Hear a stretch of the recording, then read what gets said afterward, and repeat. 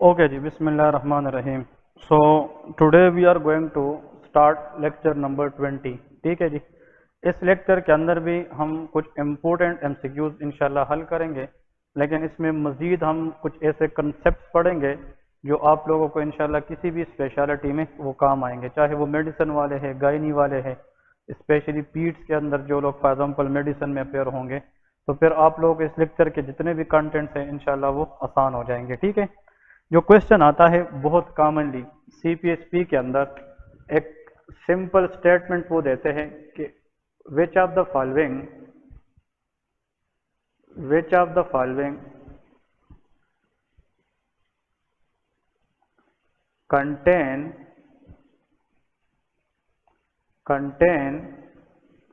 80% oxygenated blood. ठीक है।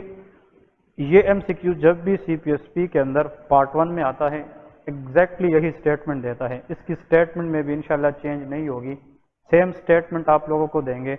विच of the following contain 80% oxygenated blood. उसमें जनाब ऑप्शन ए उन लोगों ने दिया होता है umbilical artery, number 2 superior vena cava, C inferior Veena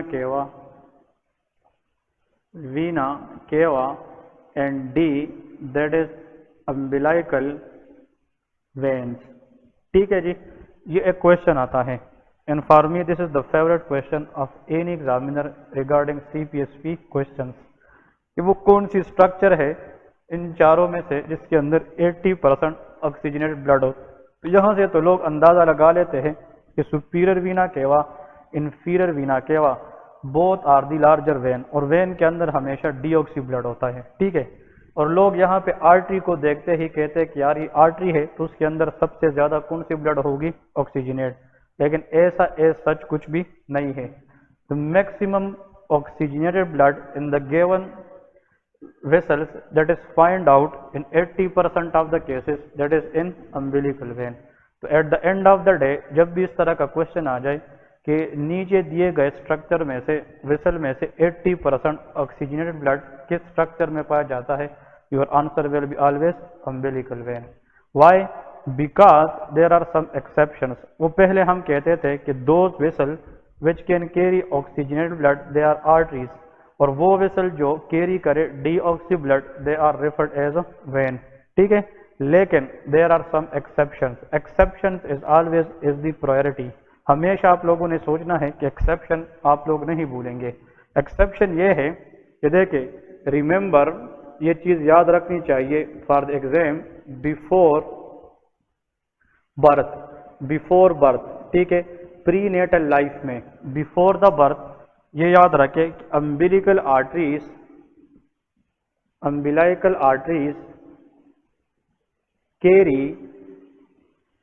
carry remember deoxygenated blood, very important one, deoxygenated blood के before the birth in the foetus umbilical arteries can carry deoxy blood.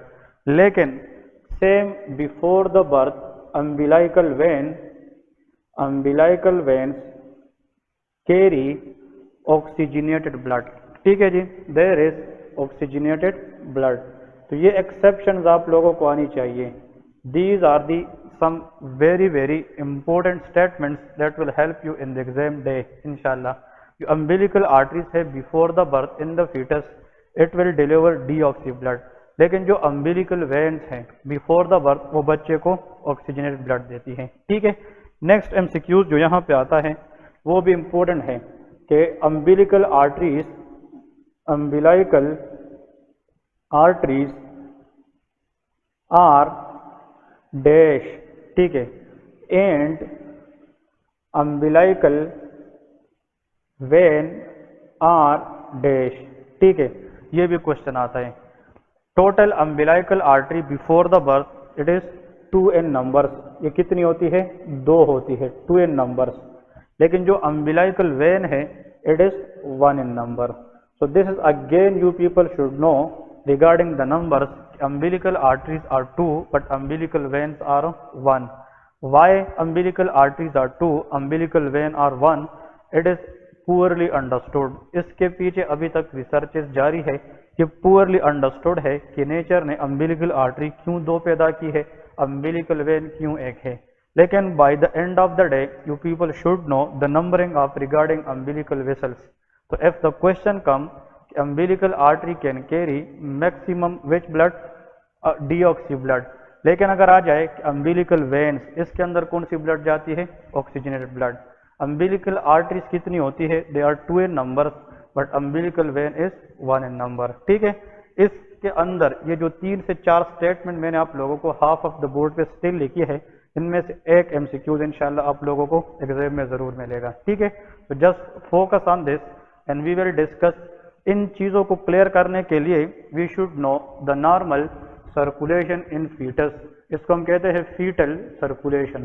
ठीक है, fetal circulation पे अभी हम बात करेंगे कि how the blood is circulated in the foetus specially before the birth. इसको हम कहते हैं prenatal foetal circulation also. It is also known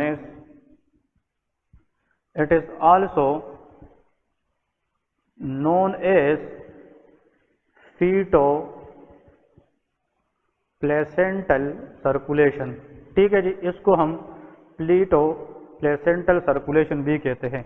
the reason is कि जो फीटल सर्कुलेशन है that is moving around the fetus and placental part. ठीक है, जो प्लेसेंटा है it is the feto maternal structure. माँ और बच्चे के दरमियान जो एक कनेक्शन है जिसके जरिए एसेंशियल न्यूट्रिएंट्स मदर से फीटस में जाएगी और वेस्ट प्रोडक्ट फीटस से वापस मदर में आएगी, दैट इज प्लेसेंटा. तो before the birth of the baby जो ऑक्सीजनेशन का काम लंग्स नॉर्मली करता है, तो lungs are not functioning, lungs are not working before the birth of the baby. तो लंग्स का जो काम है जनाब it is done by placenta. Placenta provide the oxygenate blood to the fetus और deoxy blood is taken by placenta from the fetus and they reaches to the mothers. तो placenta वो connection है जो एसेंशियल न्यूट्रिएंट मदर से foetus को देती है. ठीक है, जैसा कि इसके अंदर एसेंशियल सब्सटेंसेस रिक्वायर्ड होती है, IgG जैसी एंटीबॉडी वो भी प्लेसेंटा क्रॉस करके मदर से फीटस में जाती है, पैसिव इम्यूनिटी प्रोवाइड करती है. दूसरी बात, जो वेस्ट प्रोडक्ट है, बच्चे के जो वेस्ट प्रोडक्ट है that should be come to the mother also by the help of placenta. तो ये एक पाथवे है, एक शंट है, एक रास्ता है जो फीटस और मदर को आपस में कनेक्ट कर देती है. ठीक है, तो before the birth as I told you guys that lungs are not working. तो अगर फीटस के अंदर लंग्स काम नहीं करेगी तो उसकी ऑक्सीजनेशन ऑफ द ब्लड कहाँ पे होती है, इसका जो काम है that is held by placenta. ठीक है, तो ये जो अम्बिलिकल आर्टरीज और अम्बिलिकल वेन की हम बात कर रहे हैं, अम्बिलिकल आर्टरीज ये फीटस से डीऑक्सी ब्लड देकर प्लेसेंटा को देगी और प्लेसेंटा से अम्बिलिकल वेन के जरिए ऑक्सीजनेट ब्लड माँ से किधर आएगी, फीटस को आएगी. ठीक है, अब इधर देखें, इसका मैं एक स्केच बनाने लगा हूँ बहुत आसान, और उस जनाब आसान स्केच से आप लोगों के मजीद बहुत से एमसीक्यूज इंशाल्लाह क्लियर हो जाएंगे. तो हमारा प्रायोरिटी ये है कि इनिशियली देखिए, initially umbilical vein will carry the oxy blood from the placenta. ठीक है, अम्बिलिकल वेन हम आर्टरी नहीं लिखेंगे क्योंकि umbilical vein contain 80% of the oxygenated blood. Umbilical vein will take the oxygenated blood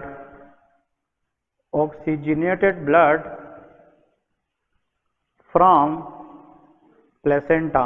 ये प्लेसेंटा से ऑक्सीजनेट ब्लड लेगी, number 1 point. ठीक है, और जो ब्लड अम्बिलिकल वेन लेगी प्लेसेंटा से, उसका जो 1/3 है, 1/3 of the blood it is given to the ductus venosus.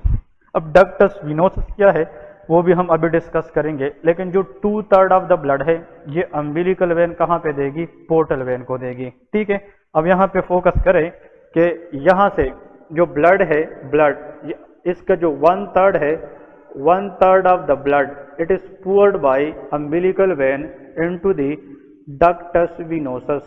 ये ductus venosus को जाएगी. It should be marked for MCQs because ductus venosus पे जो क्वेश्चन आते हैं अभी मैं इंशाल्लाह एक्सप्लेन करूंगा। 2/3 of the blood, 2/3 of the blood it is from the umbilical when, it is taken by the portal vein, ये पोर्टल वेन में जाएगी। अब डक्टस विनोसस क्या है? डक्टस विनोसस ये ब्लड जो 1/3 ब्लड है ये जनाब ले जाएगी कहाँ पे? इंफीरियर वीना केवा में।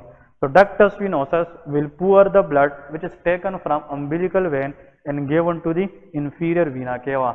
पोर्टल वेन क्या करेगी? Portal vein will give this blood into the liver, और लीवर के जरिए एट द एंड ब्लड किधर जाएगी? इंफीरियर वीना केवा। तो ये स्केच यहाँ पे आप लोगों को थोड़ा सा समझना होगा। फीटस के अंदर जो ऑक्सीजनेटेड ब्लड है वो प्लेसेंटा से किस चीज के जरिए हमें मिलेगी? फीटस को अम्बिलिकल वेन। तो umbilical when taken the oxy blood from the placenta, उस ब्लड का 1/3 वो किसको देता है? डक्टस विनोसस को। और डक्टस विनोसस उस 1/3 ऑफ द ब्लड को किधर ले जाता है? इंफीरियर वीना केवा। ठीक है, फिर इसमें 2/3 of the blood from umbilical when it is going toward the portal vein, और पोर्टल वेन वो ब्लड लीवर को देता है, और लीवर किधर देता है? इंफीरियर वीना केवा। सो कंसेप्ट ये बन गया हमारे पास अम्बिलिकल वेन के अंदर जो ऑक्सी ब्लड आई है, ऑक्सी ब्लड वो हमारे पास प्लेसेंटा से आई थी और वो कहाँ पे चली गई है? इंफीरियर वीना केवा। ठीक है, अब इंफीरियर वीना केवा आप लोगों को पता है इंफीरियर वीना केवा is drain into the right atrium, ये राइट एट्रियम में जाएगी। ठीक है, क्योंकि इंफीरियर वीना केवा will give the blood into the right atrium. अब एमसीक्यूज की तरफ आएंगे। इसके जो इम्पोर्टेंट एमसीक्यूज हैं फीटल सर्कुलेशन के, वो अब इंशाल्लाह विद द टॉपिक आप लोगों को आगे क्लियर हो जाएगी। तो मैं इस सर्कुलेशन को मजीद सिंपल करने के लिए आप लोगों को यहाँ पे एक डायग्रामेटिक स्केच ड्रा करता हूँ। ठीक है, this the diagram, it is the human heart which is usually 4 chambered, लेकिन ये हम फीटस की बात करते हैं, फीटल हार्ट। ये इसका राइट एट्रियम है, that is right ventricle, left atrium and the left ventricle. ठीक है जी, अब यहाँ पे इंफीरियर वीना केवा ने जनाब ब्लड दी है किस एट्रियम को? Right atrium. तो राइट एट्रियम को ब्लड मिली है। अब यहाँ पे नॉर्मली तो पल्मोनरी आर्टरीज जहाँ से निकलती है, पल्मोनरी ट्रंक, और पल्मोनरी ट्रंक से right pulmonary artery, left pulmonary artery corresponding lungs को जाती है। दीज आर दी लंग्स, और लंग से जनाब फिर क्या जाती है? पल्मोनरी वेन जाती है, और pulmonary vein will drain the blood from the lungs into the left atrium, और लेफ्ट एट्रियम से ब्लड जब लेफ्ट वेंट्रिकल को आएगी तो left ventricle will pour, it will eject all the blood to the whole body and pump it into the aorta. Aorta का वो part जो ऊपर की तरफ जाती है, असेंडिंग एओर्टा, फिर आर्च ऑफ एओर्टा, और आखिर में डिसेंडिंग एओर्टा। क्लियर है? सर्किट तो पहले ये समझना है। देखें, अम्बिलिकल वेन ने ऑक्सी ब्लड ले लिया प्लेसेंटा से, उसका 1/3 ऑफ द ब्लड इसने डक्टस विनोसस को दे दिया एमसीक्यूज, और 2/3 of the blood umbilical when ने पोर्टल वेन को दे दिया। चाहे पोर्टल वेन में ब्लड आए या डक्टस विनोसस में आए, एट द एंड ब्लड किधर को मिलेगा? इंफीरियर वीना केवा में। लेकिन ब्लड की जब यहाँ पे फ्लो होती है तो उसकी ऑक्सीजनेशन पे थोड़ा बहुत इफेक्ट पड़ता है, क्योंकि फ्रेश ऑक्सी ब्लड ये प्लेसेंटा से किसने ली थी? अम्बिलिकल वेन ने ली है, इसलिए 80% ऑक्सीजनेट ब्लड किस में होता है? ये अम्बिलिकल वेन। रास्ते में जाएगी तो उसकी ऑक्सीजनेशन में रास्ते में कहीं ना कहीं उस पर इफेक्ट पड़ती रहती है। तो ये इंफीरियर वीना केवा में ऑक्सी ब्लड आ गई, और ये ऑक्सी ब्लड से कहाँ पे पहुंच गई? Right atrium. अब इधर फोकस करें, इस राइट एट्रियम में ऑक्सीजनेटेड ब्लड आ गई है। अब अगर नॉर्मल को हम देखें, सुन ले सारे, फोकस करें। Normally right atrium will give blood into the right ventricle by the help of a valve known as tricuspid valve, tricuspid valve के जरिए। और जब राइट वेंट्रिकल का ब्लड आती है तो वो फिर ब्लड देती है आगे पल्मोनरी आर्टरीज को। These are pulmonary arteries which are 2 in number। Pulmonary arteries को ब्लड आती है by the help of which valve? Pulmonary valve. और पल्मोनरी वाल्व क्या करती है? ये जब राइट वेंट्रिकल से ब्लड को अलो करके पल्मोनरी आर्टरी में लाती है, तो pulmonary artery will then reaches the blood into the lungs, और लंग्स के अंदर नॉर्मली जो डीऑक्सी ब्लड है वो क्या कर जाता है? ऑक्सी में कन्वर्ट हो जाता है। चूंकि हमने तो ब्लड पहले से कहाँ से? ऑक्सी फॉर्म ले लिया है, प्लेसेंटा से ऑक्सी फॉर्म में। तो बच्चों के अंदर ये जो सर्किट मैंने पहले बताया कि right atrium normally give blood to right ventricle, right से फिर लंग्स में जाती है। ये मैं अडल्ट सर्कुलेशन की बात करता हूँ, जिसको post natal circulation after the birth circulation कहते हैं। लेकिन हमारा टारगेट अभी फीटल सर्कुलेशन है, जो बिफोर द बर्थ की बात है। तो बिफोर द बर्थ लंग्स का जो काम है डीऑक्सी को ऑक्सी करना, वो पहले से प्लेसेंटा ने कर चुका होता है। तो हमने प्लेसेंटा से ही कौन सा ब्लड लिया है? ऑक्सी।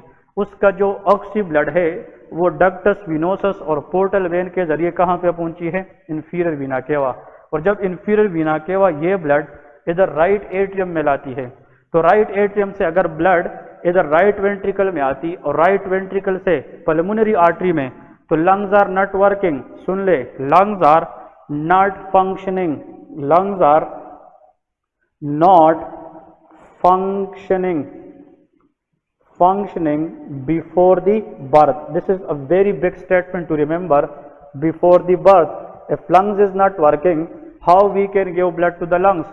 तो हमने किसी न किसी तरीके से बच्चों के अंदर लंग्स को बाईपास करना है, क्योंकि lungs are not functioning, they are collapse.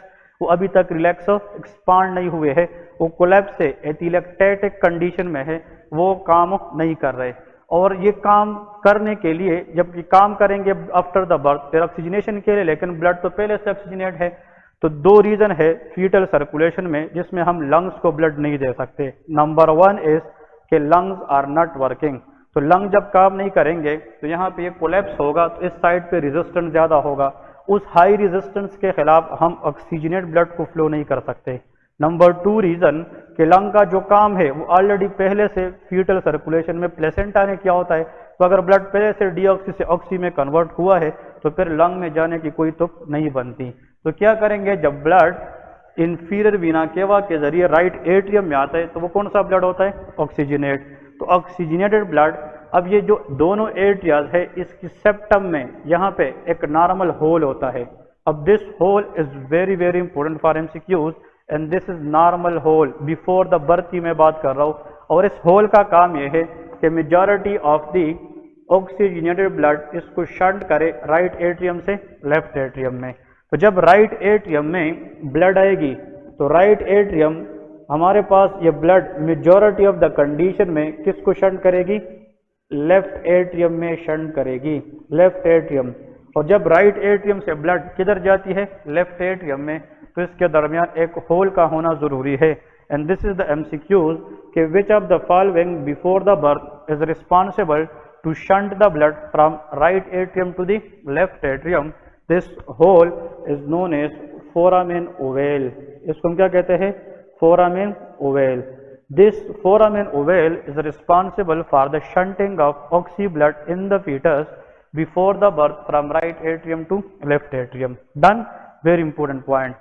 ये foramen ovale after the birth, due to some pressure changes in the heart, this foramen ovale has to be closed. लेकिन कुछ बच्चों में ये foramen ovale after the birth भी क्या रह जाता है? ओपन। उस कंडीशन को हम PFO कहते हैं, that is called patent foramen ovale कहते हैं, वो हम फिर बाद में पढ़ेंगे। लेकिन before the birth it is normal. अब 80% ब्लड तो यहाँ से यहाँ पे शंट होगी, और जब ब्लड यहाँ पे शंट होगी तो लेफ्ट एट्रियम से माइट्रल वाल्व के जरिए ब्लड किधर जाएगी? लेफ्ट वेंट्रिकल, और लेफ्ट वेंट्रिकल में इयोटा के जरिए जाकर पूरी बॉडी को सप्लाई करेगी। लेकिन स्टिल 20%, 100% ब्लड नहीं जा सकती।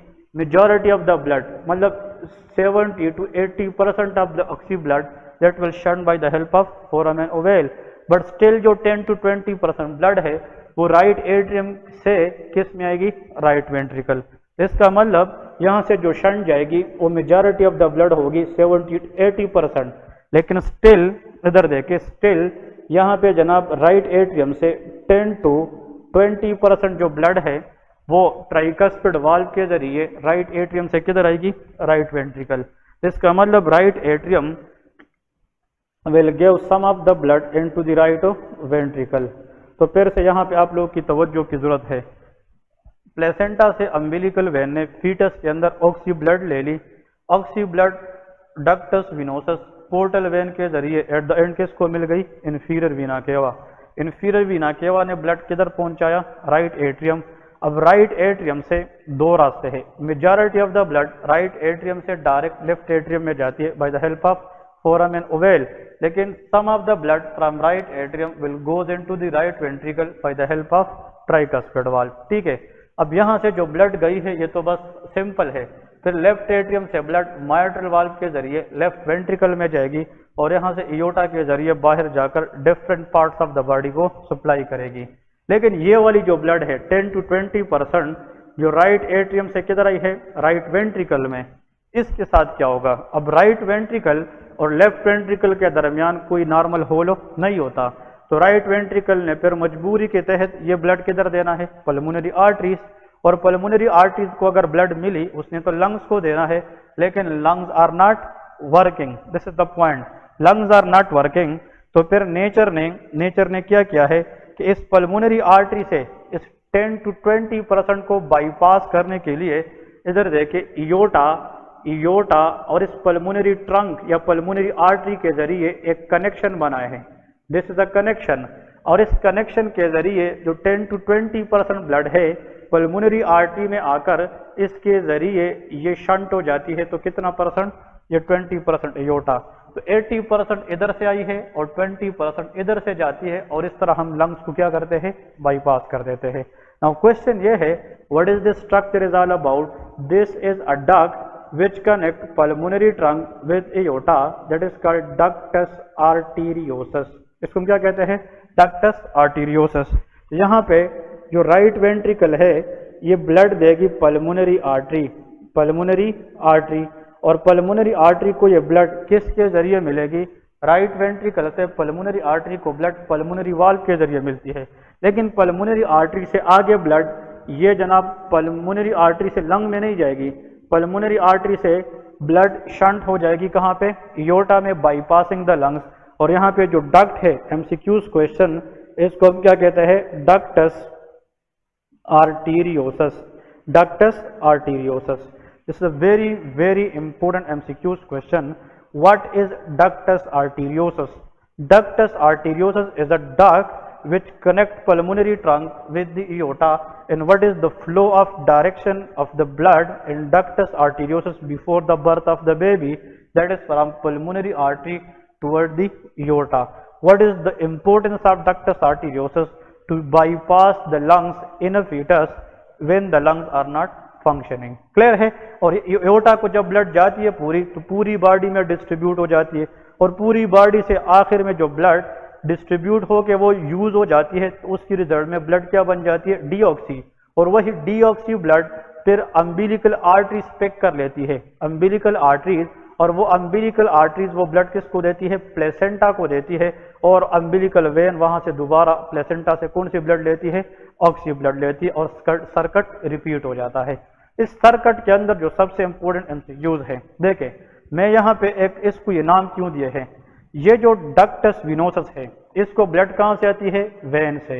इसका मतलब ये है कि मैं आप लोगों को यहाँ पे एक पॉइंट बता रहा हूँ, अम्बिलिकल वेन, अम्बिलिकल, ताकि आप लोग ये जिंदगी भर पर नहीं भूलेंगे इंशाल्लाह। अम्बिलिकल वेन ये जब ब्लड लेती है प्लेसेंटा से ऑक्सी ब्लड, इसका 1/3 ये डक्टस विनोसस को देती है, लेकिन डक्टस विनोसस किसको देती है, इंफीरियर वीना केवा। इसका मतलब ये है कि अम्बिलिकल वेन जो इंफीरियर वीना केवा को ब्लड देगी तो इसके दरमियान कौन सी चीज आएगी, डक्टस विनोसस, नंबर 1 पॉइंट, ठीक है, डक्टस विनोसस। मैं ऊपर लिखता हूँ पल्मोनरी आर्टरी या पल्मोनरी ट्रंक, पल्मोनरी आर्टरी या पल्मोनरी ट्रंक, इसमें जब 10 to 20% ब्लड आएगी पल्मोनरी आर्टरी में, तो फिर ये किसको शंट करेगी, एओर्टा को, एओर्टा को शंट करेगी, लेकिन ये किसके थ्रू करेगी, डक्टस आर्टीरियोसस, डक्टस आर्टीरियोसस। क्लियर है जी? अब यहाँ पे पॉइंट देखें, ऐसा डक्ट का काम है किसी चीज को ट्रांसफर करना, किसी चीज की फ्लो को मेंटेन करना। ऐसा डक्ट जिसके दोनों साइड पे वेन हो, अम्बिलिकल वेन और वीना केवा, केवा mean is a when, it is a duct which is make between the veins, तो उसको हम डक्टस मीन के डक्ट है, और इसके ऊपर नीचे दोनों साइड पे वेन है, इसलिए venosus is the word. It make sense? A duct which help in the flow of blood but in between present the veins, इसके फर्स्ट और आखिर में हमारे पास दोनों साइड पे क्या हो, वेन्स। ऐसे डक्ट को हम डक्टस विनोसस कहते हैं। अब इधर देखें, ये पल्मोनरी आर्टरी है और ये क्या है, एओर्टा। तो ये दोनों आर्टरीज है और इसके दरमियान जो रास्ता है, डक्ट है, उसको डक्टस आर्टीरियोसस कहते हैं। द रीजन इज कि this duct is find out between the what, answer is two artery. What, where is ductus venosus? It is in between umbilical vein and inferior vena cava. इसका काम यह है umbilical vein से 1/3 of the blood लेके inferior vena cava को देना। Clear है? ductus arteriosus का क्या काम है और ये कहाँ पे है? ये pulmonary trunk और aorta को मिलाता है और ये 10 to 20% ब्लड जो इधर आया है इसको बाईपास करके aorta को पहुंचाता है ताकि वो लंग्स तक ना पहुंच जाए। तो this all about what you people know should about are the important MCQs question regarding this exam। Exam के अंदर ये क्वेश्चन बहुत इंपॉर्टेंट आता है और जो अम्बिलिकल आर्टरीज है उसका ताल्लुक किसके साथ है, मतलब प्लेसेंटा और अम्बिलिकल वेन्स का भी। यहाँ पे मैं एक मजीद आप लोगों को एक चीज़ बताता चलूँ, शायद ये MCQs में आ जाए, आप लोगों को हेल्प करेगी। नीचे लिखे नोट आप लोग लिखे, इस नोट के अंदर शायद ये MCQs आ जाए, क्योंकि मैंने लास्ट कुछ CPSP के क्वेश्चन देखे थे, उसमें ये था both umbilical arteries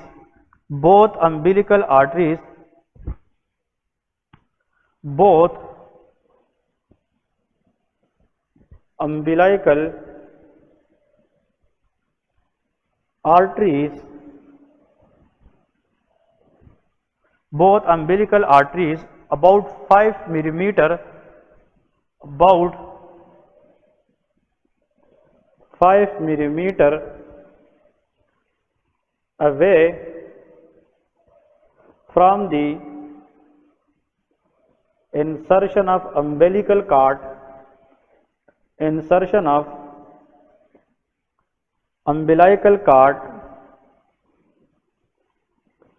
forming a vascular anastomosis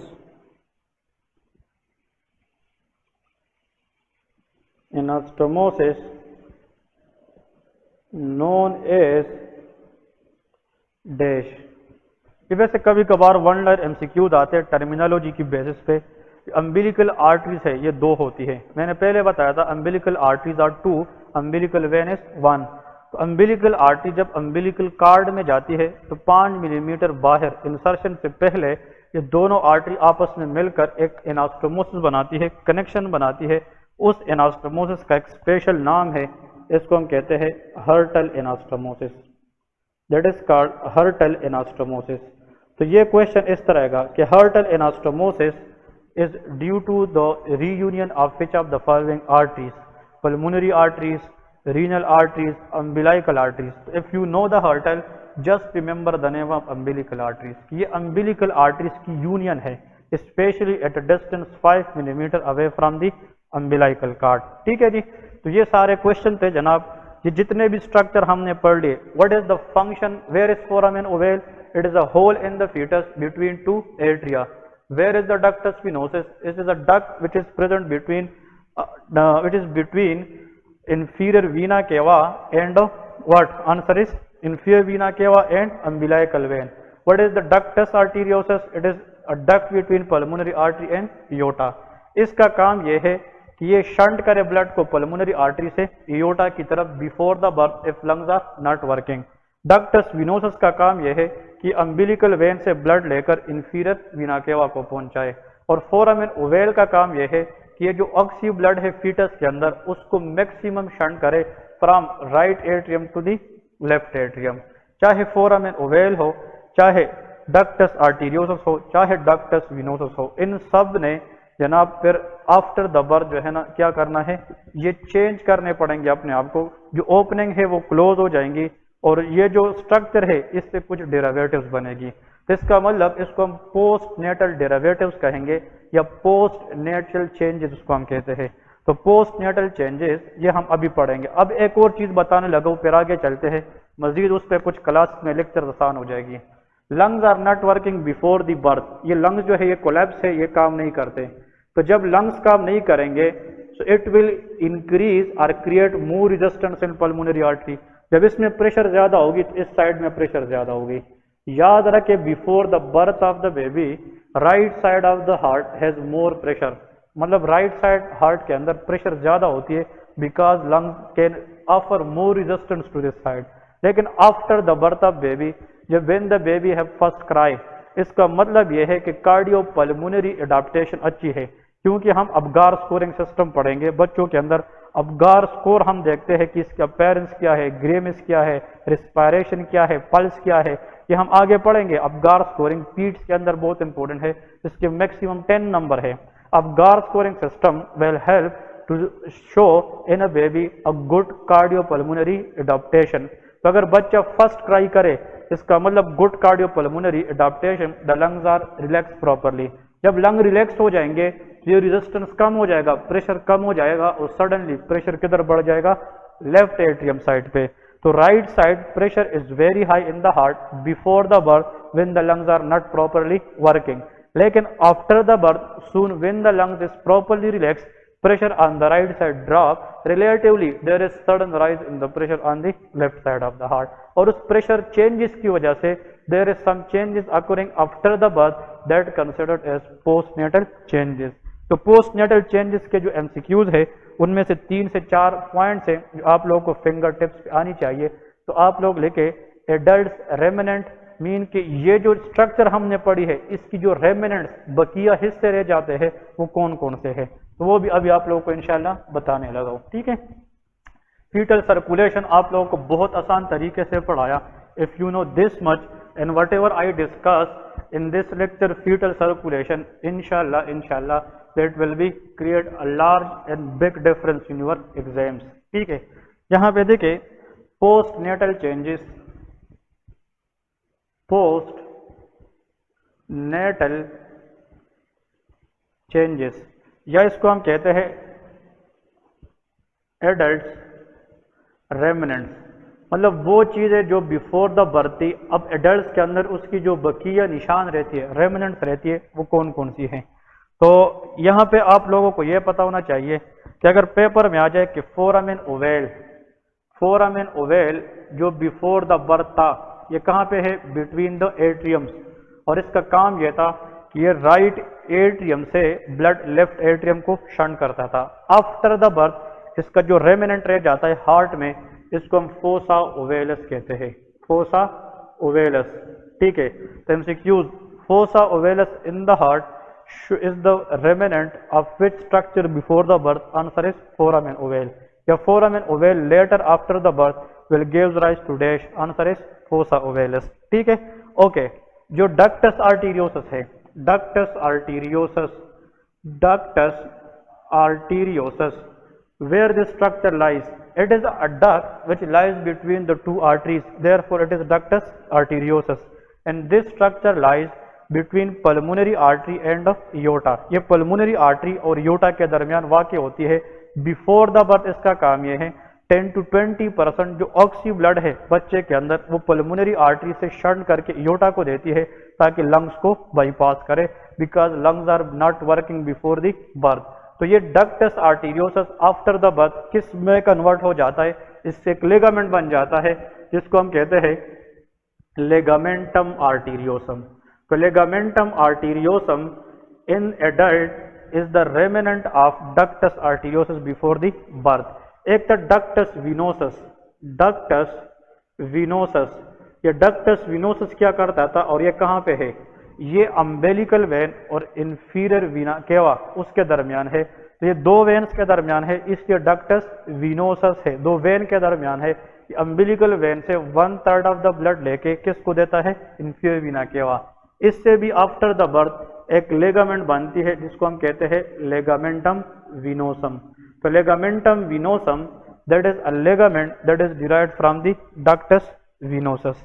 अब आते हैं अम्बिलिकल आर्टरीज और अम्बिलिकल वेन की तरफ। ठीक है, इंपॉर्टेंट एमसीक्यूज, अगर अम्बिलिकल आर्टरी आ जाए, umbilical artery after the birth, इससे क्या बनेगी फ्यूचर में, umbilical arteries carry deoxy blood in the fetus and they are 2 in numbers, और ये 5 millimeter at a distance of umbilical cord they reunite to form anastomose known as Hyrtl anastomosis. ठीक है, इससे जो एडल्ट के अंदर remnant बनता है उसका नाम है मीडियल अम्बिलिकल लेगामेंट। इससे क्या बन जाती है? Medial umbilical ligament, medial umbilical ligament, medial umbilical ligament. और जो अम्बिलिकल वेन्स है, अम्बिलिकल वेन, इससे भी तो कोई रेमिनेंट बनेगी ना। How many umbilical veins before the birth are there? Only one, and this is the structure which contain 80% of the oxygenated blood. It take the oxy blood from the placenta. ये जनाब बाद में convert हो जाती है ligamentum teres में। That is ligament find out with the liver, ligamentum teres. Ligamentum teres को हम round ligament of the liver भी कहते हैं, राउंड लेगामेंट। ओके, एमसीक्यूज याद रखें कि लीवर के अंदर, ये एमसीक्यूज याद रखना है कि लीवर में एक लेगामेंट है जिसको हम फेल्सिफॉर्म लेगामेंट कहते हैं। देखें तो नेक्स्ट एमसीक्यूज आता है, विच ligament of liver contain लेगामेंटम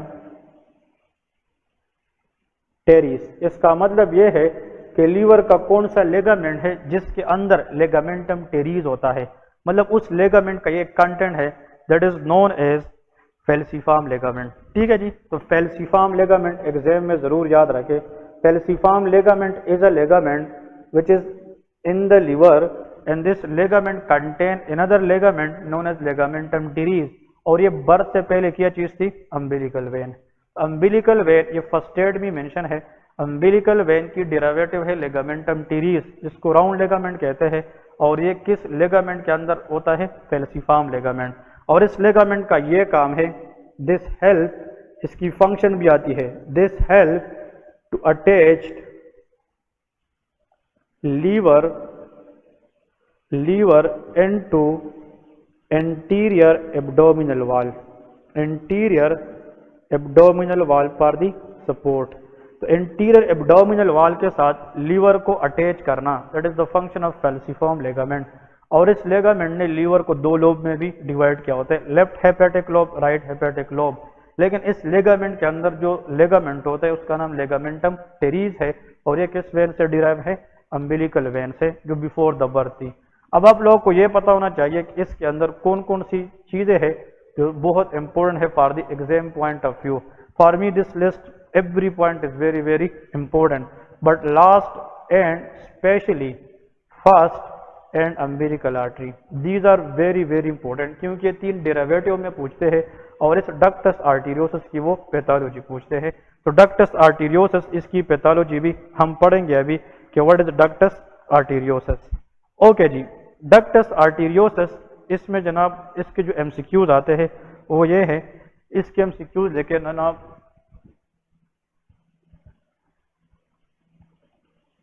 A premature baby was brought to the neonatologist by parents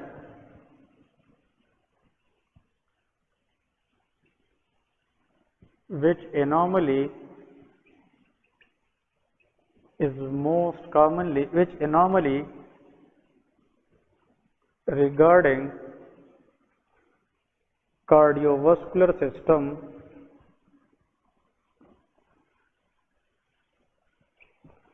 is most likely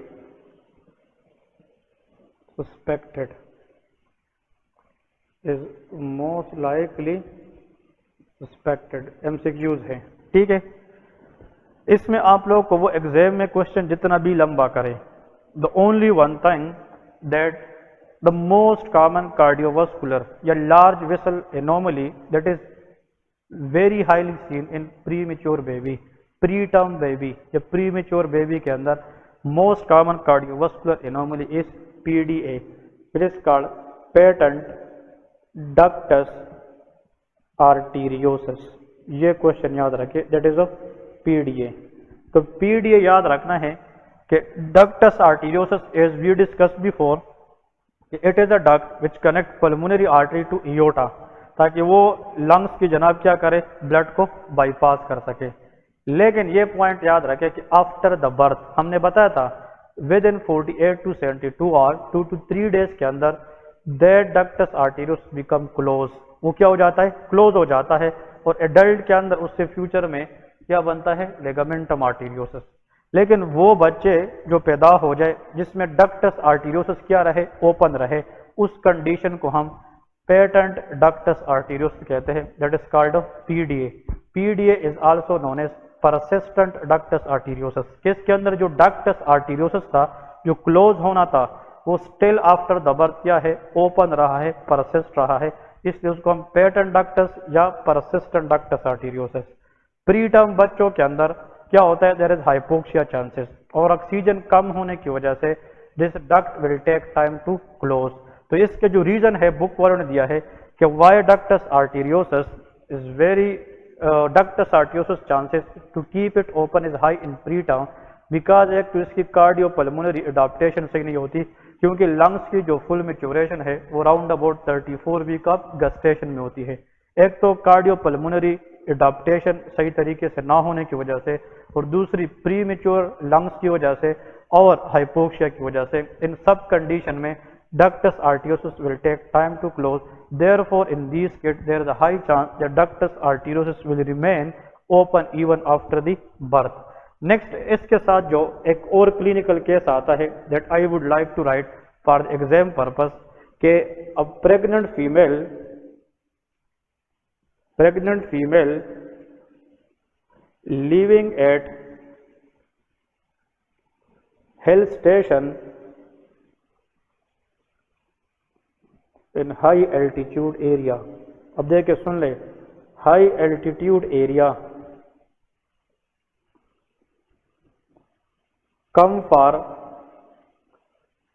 prenatal checkup, ultrasonography, ultrasound shows normal fetus and no anomaly। देखिए यहाँ पे एग्जामिनर कंफ्यूज कर रहा है कि ultrasound ने जनाब हमें नॉर्मल फीटस भी दिखाया है और उसमें कोई इनोमली भी नहीं है। Still if there is some anomaly risk, it will be dash. अब देखे प्रेग्नेंट फीमेल है, वो हिल स्टेशन पे रहती है एट हाई एल्टीट्यूड एरिया। अब वो नॉर्मल प्रीनेटल चेकअप के लिए आई है, हमने अल्ट्रासाउंड की है और अल्ट्रासोनोग्राफी पे हमें जनाब नॉर्मल फीटस भी मिला है, there is nothing wrong in the fetus within the uterus. और दूसरी बात यह है कि उसकी जनाब इनोमली वगैरह भी नहीं है, बट स्टिल अगर इस बच्चे को कोई इनोमली हो सकती है, again your answer will B PDA, patent ductus arteriosus. नीचे इसके ऑप्शन में नन ऑफ अबोव भी होता है। लोग कहते हैं बच्चा ठीक है, अल्ट्रासाउंड कंफर्म कर चुका है, इनोमली नहीं है, तो रिस्क ही क्या है। Still you should think about high altitude area, उसके ऊपर हाइपोक्सिया के चांसेस ज्यादा होते हैं, तो hypoxia will take more time for ductus arteriosus to close in the baby. तो ऐसे बच्चे जो पैदा हो जाते हैं at high altitude area in a hypoxic condition, they have a greater chance for PDA as compare to those baby whose are born with less altitude area. तो high altitude area because of hypoxia is one of a very stronger risk factor for the PDA. तो PDA अभी तक याद रखें कि ductus arteriosus जो pulmonary artery से aorta की तरफ ब्लड को शंट करता था before the birth to bypass the lungs, अगर ये ओपन रहे इवन आफ्टर द बर्थ, जो नॉर्मली इसने क्लोज होना था 2 to 3 डे में, उसको हम परसिस्टेंट या पेटेंट डक्टस आर्टीरियोसिस कहेंगे। लेकिन इसके रिस्क फैक्टर हमारे पास है, तो लिखे what are the risk factor of PDA. Risk factor भी आप लोगों को आने चाहिए कि फिर एग्जाम के अंदर हमको क्या चीज पता होना चाहिए, रिस्क फैक्टर ऑफ पीडीए, कि किन किन बच्चों के अंदर डक्टस आर्टीरियोसिस ओपन रहने के चांसेस ज्यादा होते हैं। So what are those risk factor. Number 1 is premature birth, very important one. जब भी प्री मेच्योर बर्थ या प्री टर्म बेबी आ जाए, that is a high risk for ductus arteriosus. तो premature birth number 1। Number 2, high altitude because of hypoxia. High altitude पे जब भी pregnancy की केस है और वो कार्डियोवास्कुलर कोई एनॉमली पूछे, चाहे अल्ट्रासाउंड नॉर्मल क्यों ना बताए, स्टिल अगर कोई चांस है तो फिर आप लोगों ने पीडीए लिखना है। तो हाई एल्टीट्यूड, और हाई एल्टीट्यूड पे ऑक्सीजन की लेवल क्या हो जाती है, कम हो जाती है, and there is hypoxia. Next, इन बच्चों को भी ज्यादा चांस होता है जिसकी प्रीवियस फैमिली हिस्ट्री पॉजिटिव हो। तो जो जिन माओ के और बच्चे ऐसे पैदा हुए हो जिसको भी प्रीवियसली पीडीए थी, तो फिर इसके आने वाले नेक्स्ट प्रेगनेंसी में भी कमिंग बच्चों में किस चीज की चांस हो सकती है, पीडीए। तो यहाँ पे लिखे प्रीवियस फैमिली हिस्ट्री, ये भी पूछनी है। So previous family history, it can also increase the risk for PDA. And another question which is very very important in the exam, that is rubella infection in pregnancy. Rubella infection in pregnancy. Infection in pregnancy, because rubella is a virus which can affect the vessels and ducts. तो rubella infection in pregnancy. लेकिन यहाँ पे question याद रखें कि note में लेके rubella virus infection, rubella virus infection is more dangerous in first trimester। ये क्वेश्चन याद रखें। मतलब जिन प्रेग्नेंट फीमेल्स को रोबेला इन्फेक्शन होती है, हम आगे कुछ लेक्चर्स में टार्च इन्फेक्शन पे बात करेंगे, स्पेशली फॉर गायनेकोलॉजी। टार्च के अंदर तो मतलब टार्च के अंदर ये सारे जो है ना डिफरेंट इन्फेक्शियस ऑर्गेनिजम्स है, जिसमें एग्जाम्पल साइटोमेगालो, तो इसमें ये आर क्या शो करता है, रोबेला वायरस। तो rubella in a pregnancy is very very proven to be dangerous. ये कंटाजियस वायरल इन्फेक्शन है, ये ड्रॉपलेट रूट से एक दूसरे से लगता है। मतलब ड्रॉपलेट रूट से ये एक बंदे से दूसरे बंदे में ट्रांसफर हो सकता है। रोबेला वायरस इन्फेक्शन अगर फर्स्ट ट्राइमेस्टर ऑफ प्रेगनेंसी में हो जाए, because in the first trimester 3 से 8 हफ्ते 3rd to 8th week of first trimester के अंदर ऑर्गेनोजेनेसिस होता है, different organs of the babies बन जाते हैं।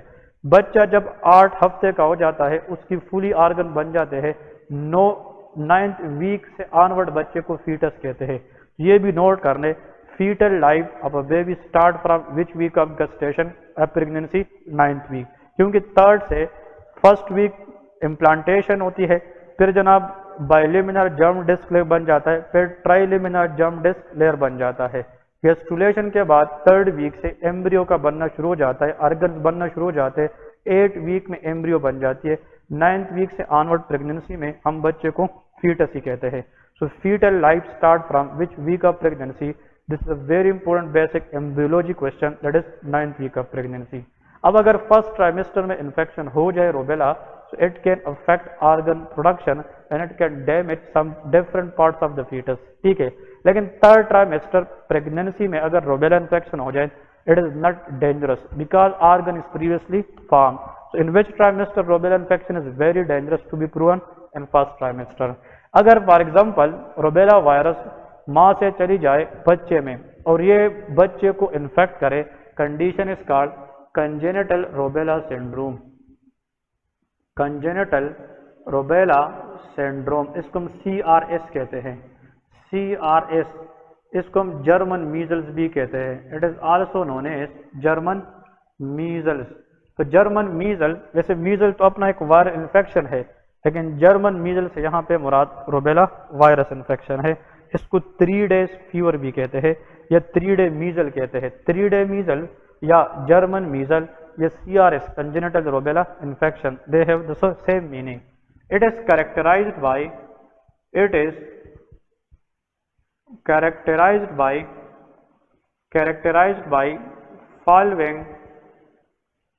following triad.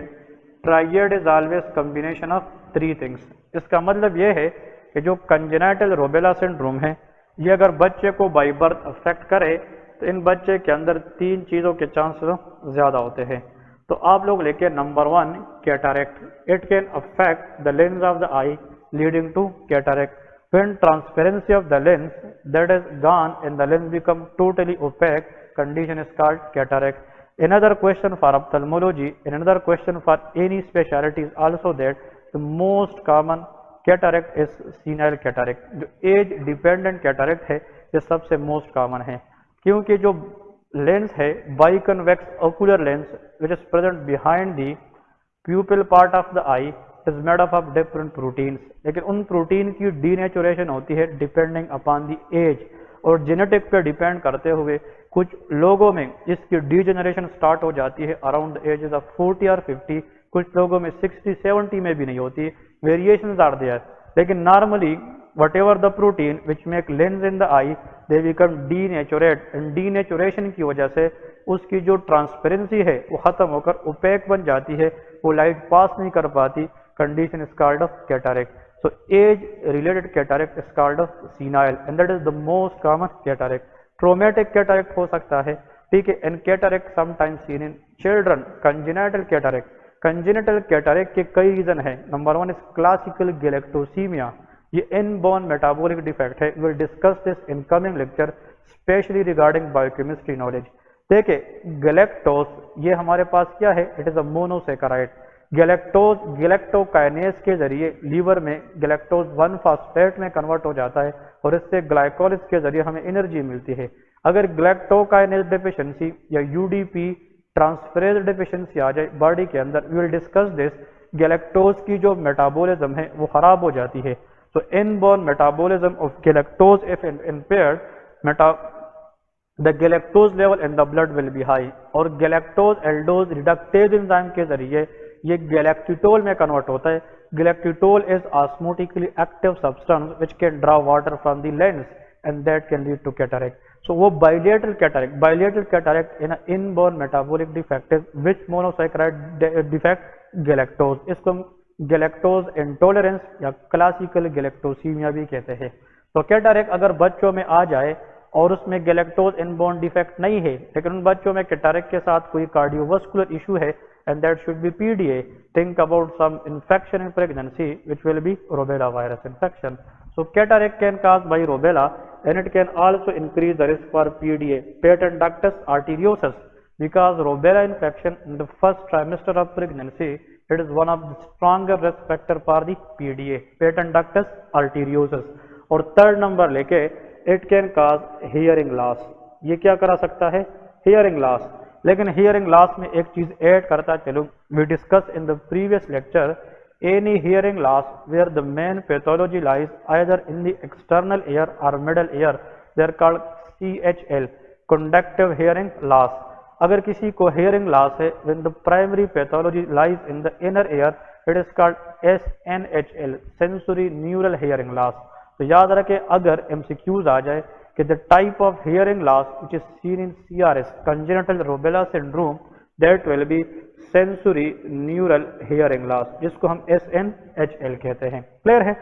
So a baby born with a classical triad of consist of cataract, hearing loss which is sensory neural hearing loss, हम Rinne's test और Weber test के जरिए sensory neural और conductive hearing loss को differentiate करते हैं. Those test will be also I will explain in the coming lectures. ठीक है, और पीडीए, ये तीन चीजें अगर एक बच्चे के अंदर एट अ टाइम मिल जाए, it is a classical case of German measle which is called CRS, and CRS stand for congenital rubella syndrome. देखिए अगर एक बच्चा है वो पैदा हो जाए, उसमें अगर आ जाए इन तीनों में से किस चीज का चांस सबसे ज्यादा होता है, आंसर इज CSNHL. अब baby born with congenital rubella syndrome having 58% chance of hearing loss, इसके अंदर 58% चांस है हियरिंग लॉस हो, 50% चांस होता है इस बच्चे में क्या हो, पीडीए हो, और याद रखे 43% according to the epidemiological data ये चांस है कि इस बच्चे में कैटरेक्ट भी पाया जाए. ये जो क्वेश्चन आप लोगों को बताए हैं, the most common presenting symptom in CRS that is hearing loss, second is PDA, but the third is cataract. और अगर ये तीनों एक बच्चे में आ जाए that will be a very very classical case of CRS. ठीक है जी, okay.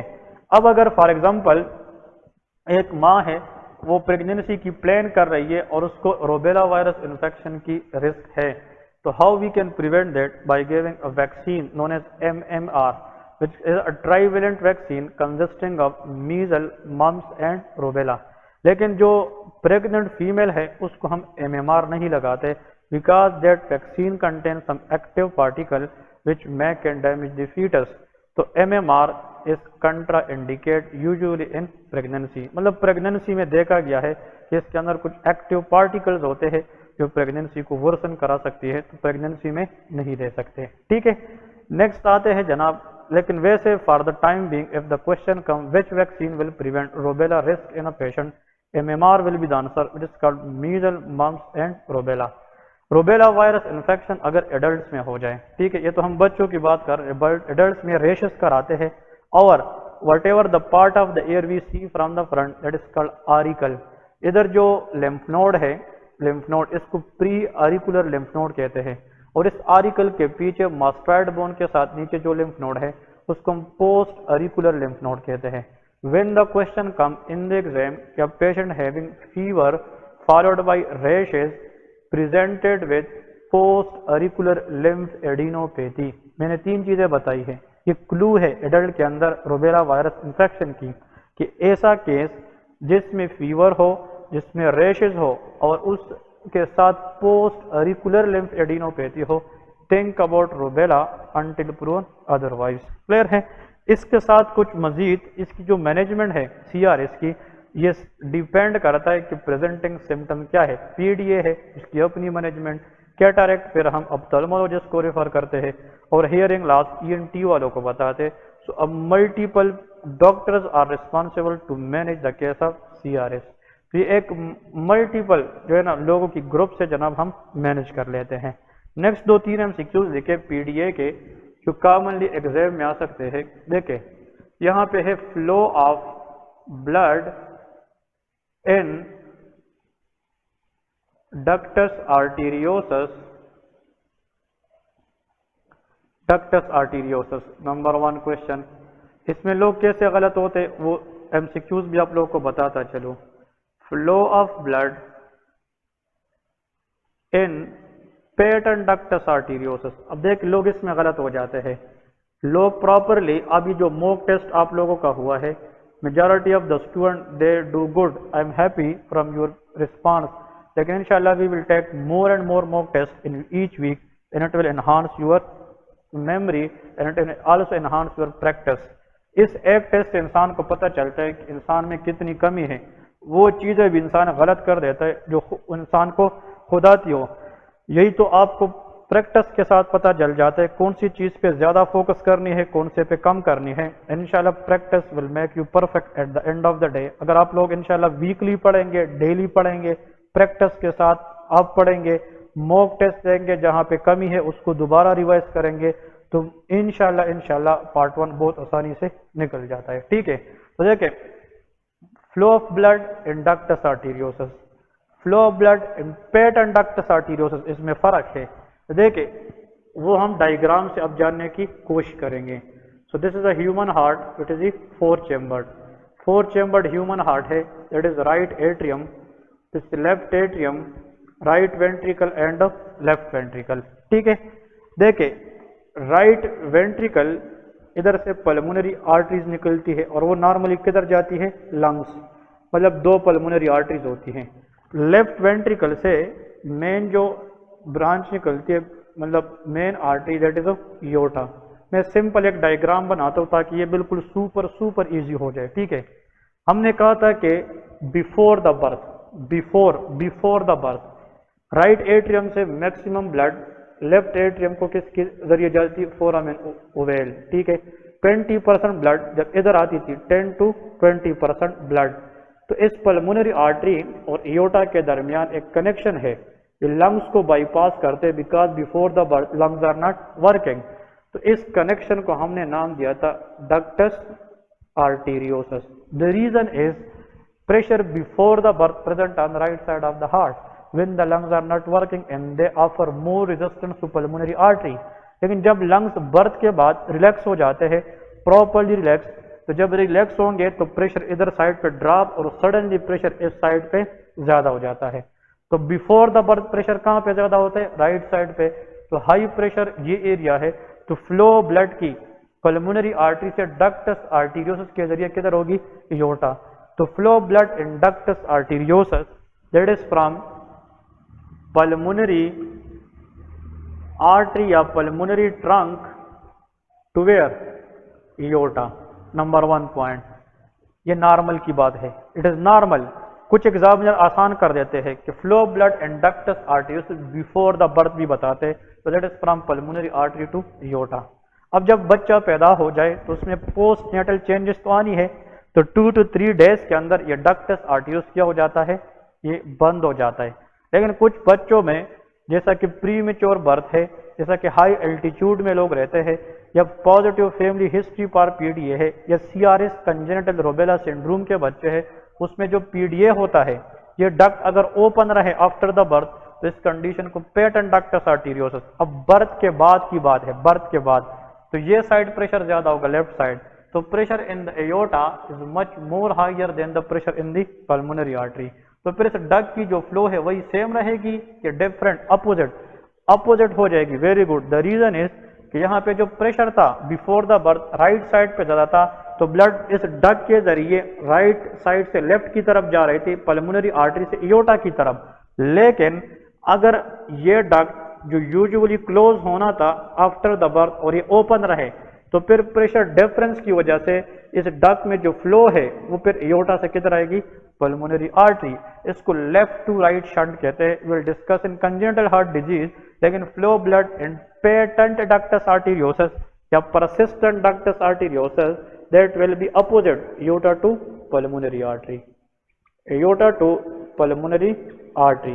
So these are the tricks that just make a little bit difference. FCPS जो लोग देते हैं 68, 70, 72 एग्रीगेट हर एक लेता है, ये 2-2, 3-3 चीजें होती है जो बंदा मिस कर देता है और खुदा न ख्वास्ता उससे 1-2 मार्जिन रह जाती है। तो यही चीज़ आप लोगों ने इस क्लास से सीखनी है, इस पे कमांड हासिल करनी है।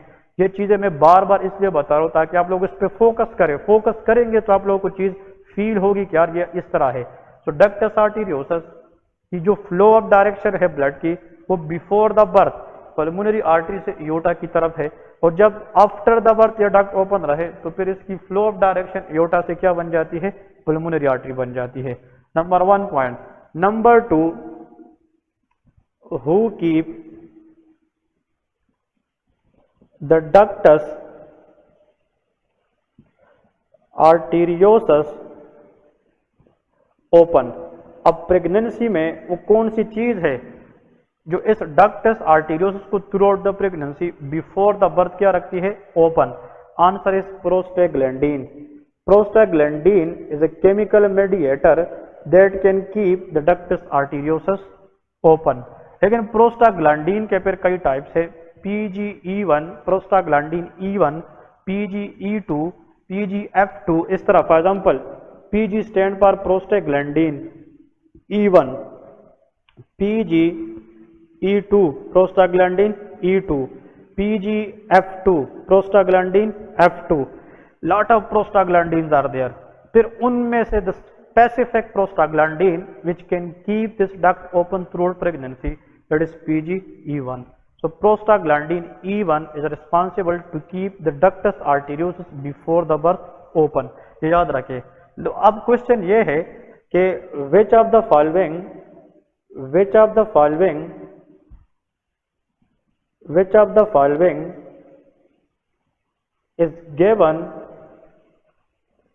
is given to keep the ductus arteriosus